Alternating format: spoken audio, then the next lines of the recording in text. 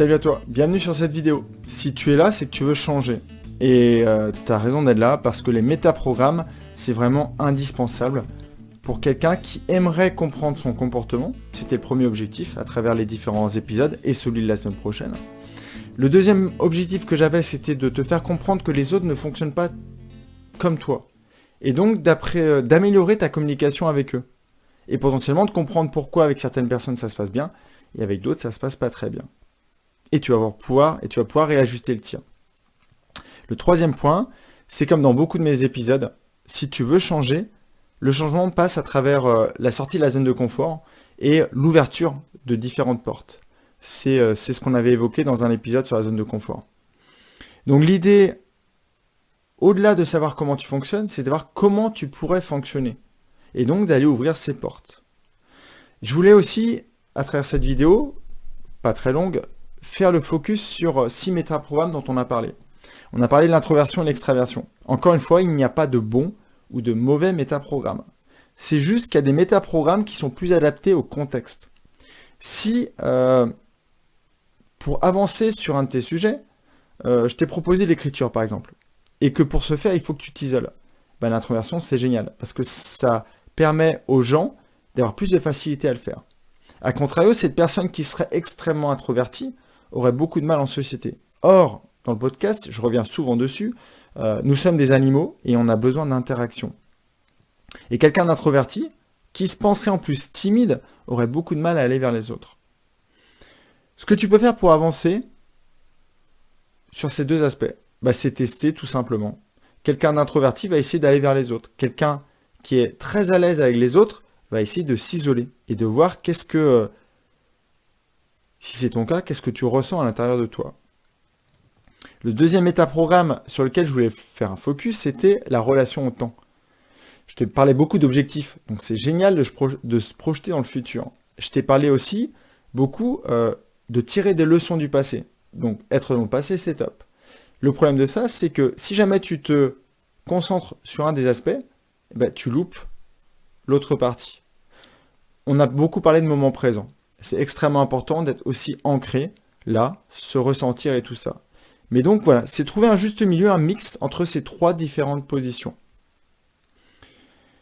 Le troisième métaprogramme que je voulais aborder avec toi, c'est le fait d'être centré sur soi ou centré sur les autres. Encore une fois, centré sur soi, c'est pas seulement être égoïste. Je te l'ai conseillé. Je t'ai conseillé dans un premier temps, quelqu'un qui aimerait aider les autres ne pourra pas le faire si lui-même s'il ne s'est pas auto-aidé, on va dire. Tu as beau vouloir faire du bien autour de toi, si toi tu te sens pas bien, et c'est une phrase qui m'a beaucoup frappé, c'est que on ne peut rendre les gens heureux que quand on est heureux soi-même. Donc être trop centré vers les autres, c'est pas bien. Être pas assez centré sur soi, c'est pas bien. Encore une fois, c'est une histoire de juste milieu.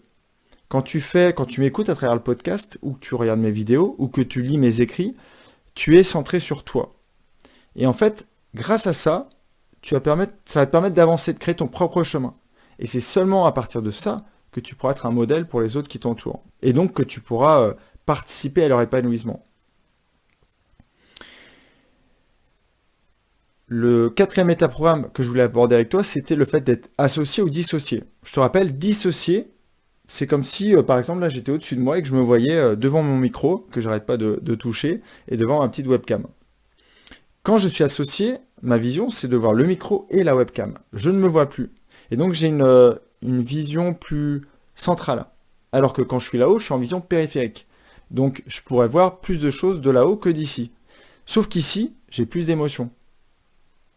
Je pourrais même faire l'exercice devant toi, je ne vais pas le faire. C'est-à-dire que là, par exemple, le fait d'être devant la vidéo, j'ai peut-être mon cœur qui bat un peu plus, j'ai peut-être un peu plus chaud. Alors qu'il suffirait que je fasse l'exercice de me regarder d'en haut, peut-être pendant 1 minute, et peut-être que mon cœur se calmerait et que ma température corporelle baisserait.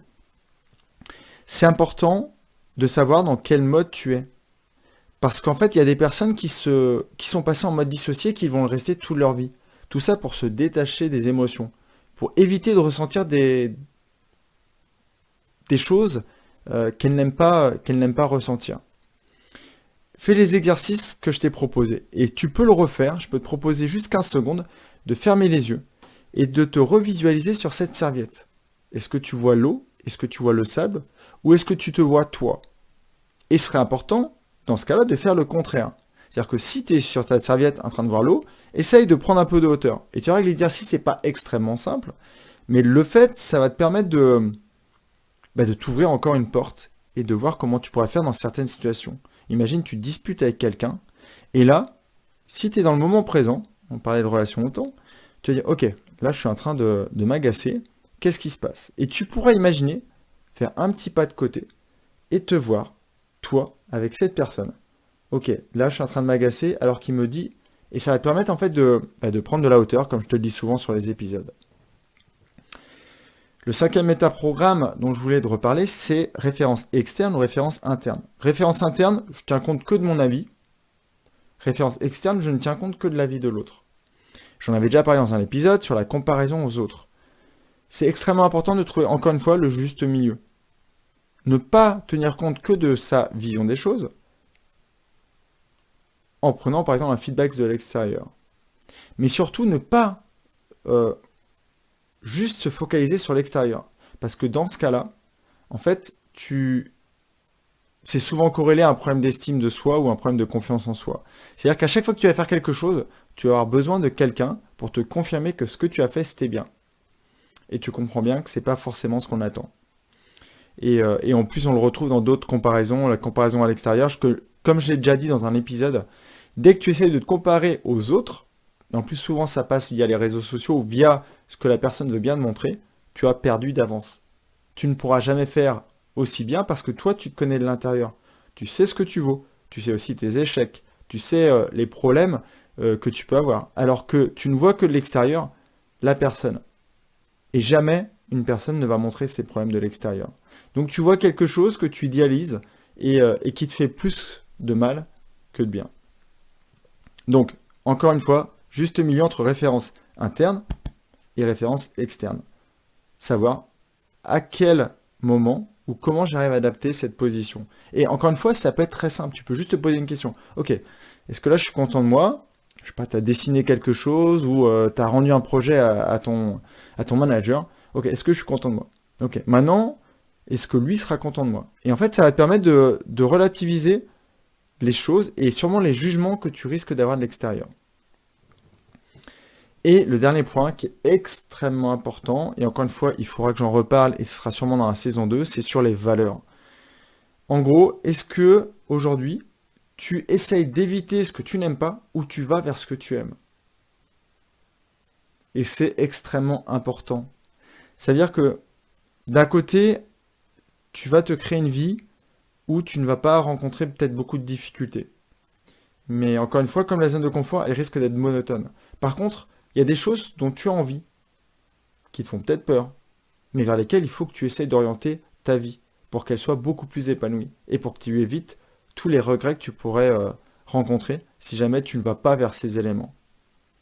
Mais encore une fois, dans certaines situations, éviter des choses qui t'importunent ou avec lesquelles tu ne te sens pas à l'aise, c'est aussi extrêmement important.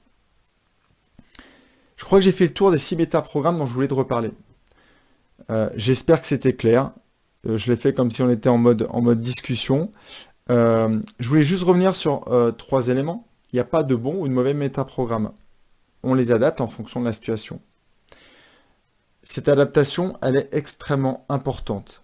Et c'est sur ce point-là que tu dois progresser. Et sur lesquels je vais essayer de développer quelque chose que sûrement, j'espère, pouvoir te fournir la semaine prochaine, dans la prochaine newsletter, avec le dernier épisode de la trilogie. Et encore une fois, pour les identifier, c'est extrêmement simple. Maintenant que tu les as compris, dans n'importe quelle situation, tu peux dire, ok, stop, voilà, en quoi je suis? Est-ce que je suis en référence interne? Je tiens compte de mes émotions, je sens mon cœur qui bat, je sens la manière dont je perçois les choses, ou est-ce que je me base seulement sur le retour de mon public, par exemple? Si tu es en train de parler à des gens, est-ce que tu réagis de leur feedback, ou est-ce que tu essayes de voir en toi comment ça se passe? Je ne vais pas te refaire le tour des métaprogrammes, mais dans chaque situation, pose-toi juste la question, dans quel mode je suis? Passé, futur, présent. Est-ce que je suis en mode introverti ou en mode extraverti? C'est tout ce que j'avais à te raconter pour cette semaine.